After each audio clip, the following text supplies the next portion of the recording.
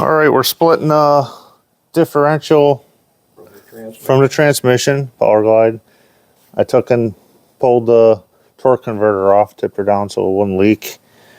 Poured the 4 bolts between here out, and we pulled the governor out, and I was going to split it apart. Tapped it with the rawhide hammer, rubber hammer, and to get her loosened a little bit. I'm just gonna grab her here. And we'll right straight forward. Straight forward. Just keep going. And going, and going, and going, and going, and going. I got that rod hanging on there. And going. You want to pull that one out with it? Keep going and going. Don't stop. Don't stop. Just keep going. Oops, sorry. Roll her that way.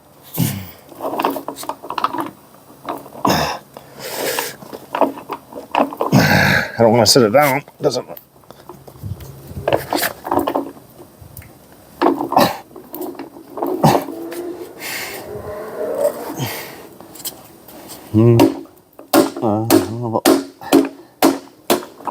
There you go.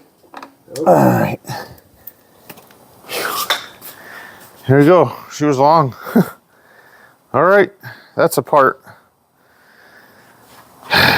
Now, does the long part come out of the rear end? This part? The long part. Yeah. No, out of the rear end. Out of the rear end. Take your long part This one? out of your rear end. Right. All right. Okay.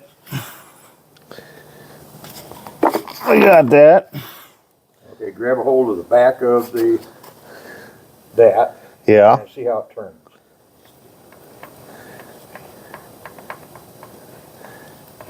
All right, now, see if you can move it in or out. Can you feel a little in and out on there? Nah, it's tight. Good. It's tight. No in and out slop on that.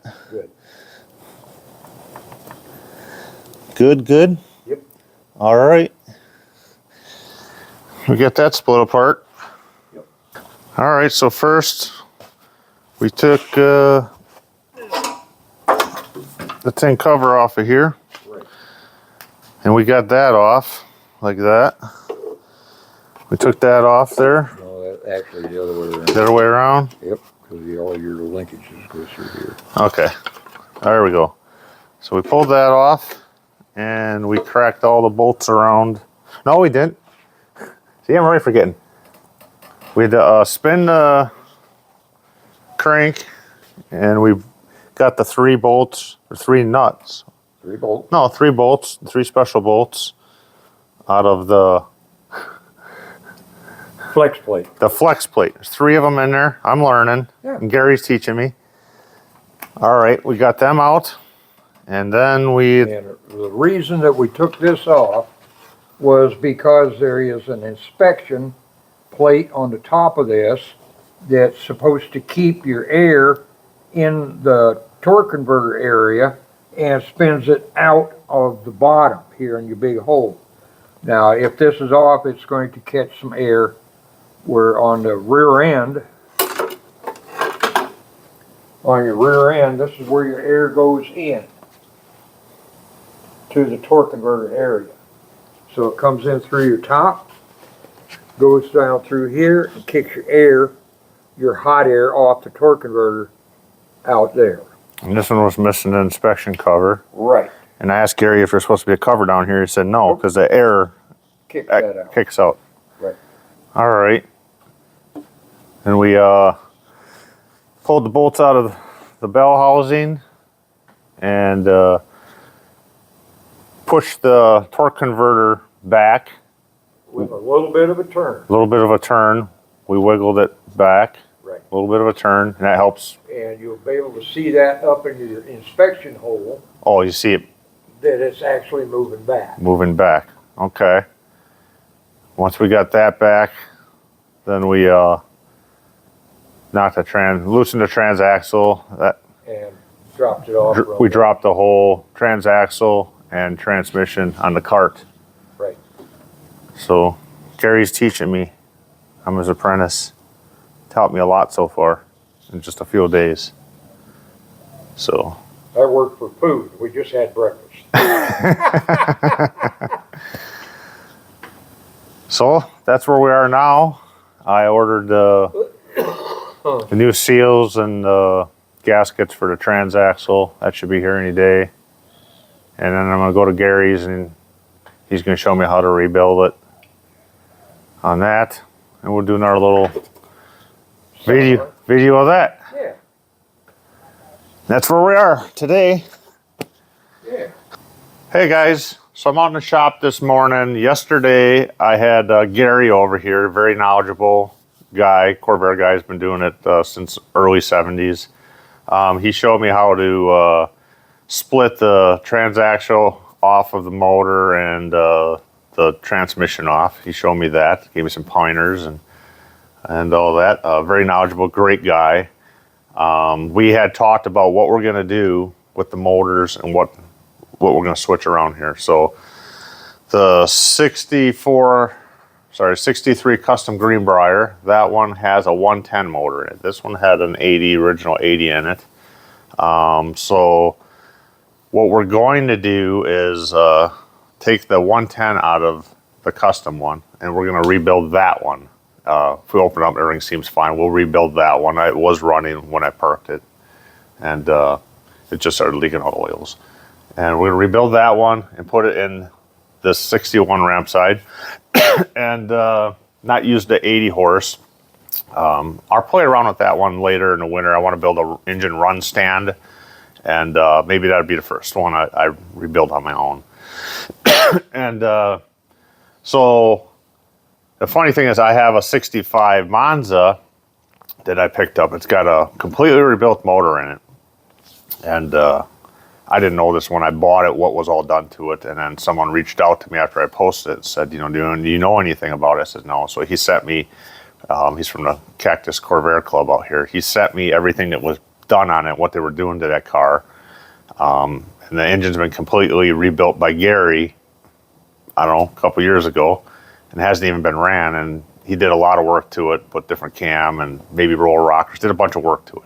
So that's a 140 out there. And when Gary was here looking at what I have for motors and stuff, he's like, first he said I'd put that in the turquoise 63 Monza to make it a little zoomy car. So, and I said, you know what? The next project after this one is the custom one here, the 63 Custom Greenbrier. So I said, no, let's put that one in there. I have another 140 on a stand over here that I picked up that it's all set up for racing, kind of. It's got, and I learned this from Gary, it's got 4 primary carbs on it instead of 2 primaries, 2 secondaries. So they were really dumping some gas in that motor for racing. So that one we'll probably end up rebuilding and try to put in that 63 turquoise Monza. But anyways, back to this one here, what I'm going to do, because I need to get that motor out and get it rebuilt. And he said, oh, just do it, just jack it up, do it that way. I prefer to be doing it, standing under it and doing it. So I cleaned up the threads to hold the axle bearings here on. And I'm gonna put this back together. I cleaned them, wire brushed them a little bit, and just put a little oil on them. I'm gonna push that back together, and I'm going to put the nuts on, bolt it back tight. I'm gonna pull U-joint off to hold, bolt them, and then either make a puller, see if they come off. I know a way to make a puller I've seen. And, I have pullers too. So I'll get those off of there. And then what I'm gonna do is I'm gonna cut a pipe that'll fit on there.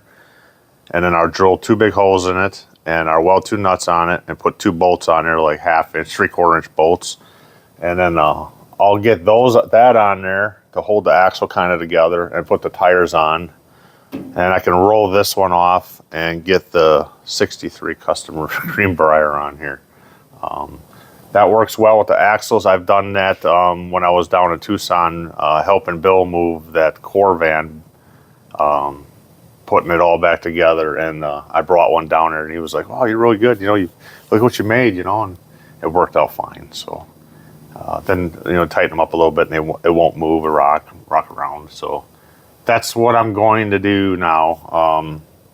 once I get that motor back off, I'll switch these back around, get this one back on here, and pull the axles out and take them by Gary's, and he's going to show me how to rebuild the bearing or re-grease the bearings in here and stuff like that. And then Gary's sharpest attack. I mean, this thing was up a little higher. He walks by, just kind of glances, looks at it. He's like, "They got the brake shoes on backwards." I'm like, well, myself, I don't know, because here I'm looking at them, and yeah, it looks like it's all legit. But he goes, "Oh, they're on backwards." And so I kind of looked where they were. I'm like, well, I guess the other side's on backwards too.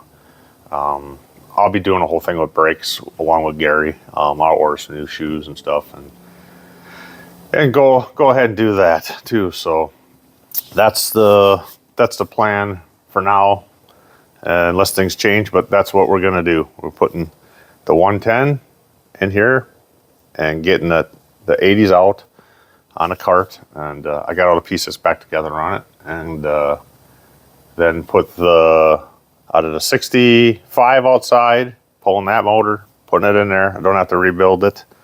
We'll just have to run it a little bit. He showed me how to run it with a drill and the distributor, with a blank distributor stripped to get the motor oil pumping through it, So that motor's all ready to go. So no sense in rebuilding one when I got one to put in there. So it's gonna work out good. And I'm trying to get the rest of the tins that are missing for this one. I think there's some back tins and a side piece is missing for that one, and figure out what's going on with the 63 here, dropping that 140 in there. I was already told I need to get a different motor mount for the back. So learning, figuring this out, having fun, enjoying it. That's it for today. Thanks for watching.